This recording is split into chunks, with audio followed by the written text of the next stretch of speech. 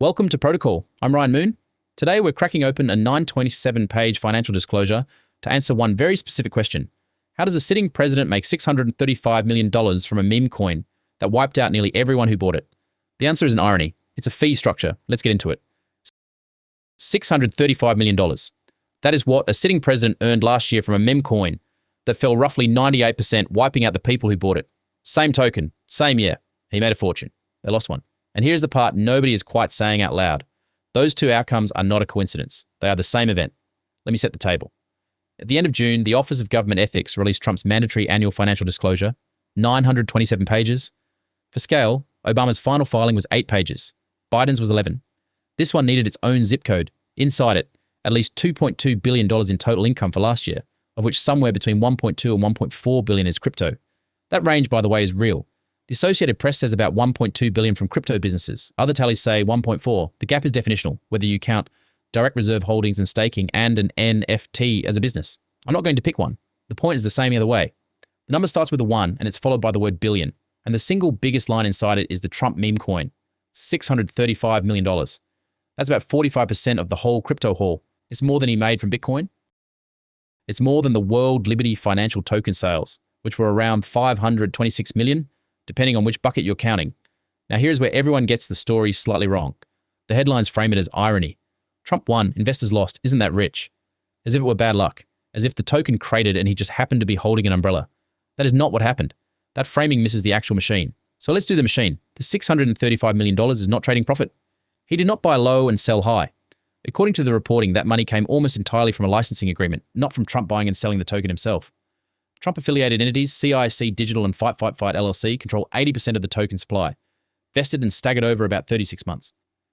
And critically, there's a fee charged each time the token gets bought or sold. Read that again, a fee. Each time it's bought or sold. That means the revenue is a function of volume, of churn, of activity, not of price. And once you understand that, the whole thing snaps into focus. A collapsing token generates enormous volume because everyone is trying to get out at once. Panic is trading. Panic is churn. And churn is exactly what the fee structure eats. The operator isn't betting on the token. The operator is running the table. He monetizes the casino, not the bet. The house doesn't care if you win or lose. The house cares that you keep pulling the lever. So the price falling 97, 98% from a peak around $75 to under 2, from a $15 billion market cap down to about 400 million. That collapse did not hurt the revenue engine. In some sense, it fed it.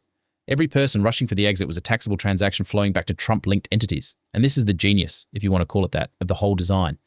The token marketed itself as rug pull proof. A classic rug pull is when a creator launches a coin, waits for the surge, then dumps their entire bag on the buyers and vanishes. The 3-year staggered vesting meant Trump literally could not dump it all at once, which sounds responsible, which sounds like protection. But he didn't need to dump. The fee structure meant he got paid whether the token went to the moon or straight into the ground. He sidestepped the definition of a rug pull while achieving basically the same wealth transfer. Late buyers to early sellers, and the operator skims the transaction either way. That's the part no one is developing. Every outlet reports Trump won and investors lost. Not one of them asks the obvious question. Was the fee structure engineered so a price collapse couldn't hurt operator revenue? Because if the answer is yes, then this isn't irony. It's a spec sheet. And here's what should actually make you sit up. The plumbing is asserted but not shown. Nobody has quantified the fee rate. Nobody has named which exchanges collect it, which liquidity pools it flows through, where the $635 million physically originated on-chain. We know the money moved. We don't know the pipes. And we don't know how much of that number is one-time licensing versus ongoing per-trade fees, which is the only thing that tells you whether the machine is still running right now or whether it already ran. Now let me give you the timing, because the timing is the whole thing. The token launched on Solana on the 17th of January last year, days before the inauguration. Days. The revenue machine switched on at almost exactly the moment Trump gained regulatory authority over the entire sector feeding it. The gap between private citizen and monetizing the office was measured in days. And then in May, there was a black tie dinner for the top 220 holders. A VIP reception for the top 25. To get a seat, you bought more tokens, which means the leaderboard wasn't just a scoreboard. It was a pay-for-access mechanism with an on-chain guest list. That detail is buried near the bottom of one source. It should be the front page. Meanwhile, a Reuters analysis found the Trump family's crypto ventures earned about $2.3 billion across 4 ventures this term. Investors lost about $2.3 billion. Those numbers matching is not comforting. That's not 2 separate facts. That's one transaction written twice. As for the defense, it's essentially 3 walls. Presidents are statutorily exempt from federal conflict of interest laws.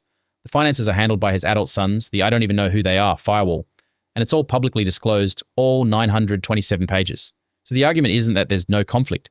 The argument is that the conflict is legal and printed. Trump's own explanation standing at Joint Base Andrews was that he's profiting because the stock market is going up.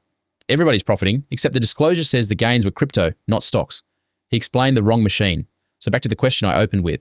How does the president's crypto income rise while the token falls 98% and investors lose billions? Because he was never selling the token. He was selling the right to trade it and taking a cut of every trade in either direction. Price was never the product. Volume was. The collapse wasn't a bug in the model. The collapse was inside the model's tolerance the whole time. Watch two things. Whether anyone finally traces the fee plumbing and tells us if the engine is still collecting. And the ethics provision now sitting inside the Stalled Clarity Act, the one that would bar a president from running crypto businesses because that's the same president who sets the rules for the sector paying him. The regulator and the beneficiary are, on this one, the same guy. Different Tuesday. Thanks for listening to Protocol. I'm Ryan Moon. We'll be back with more Mechanism first takes on the stories moving crypto. See you next time. Grab news. Thomas.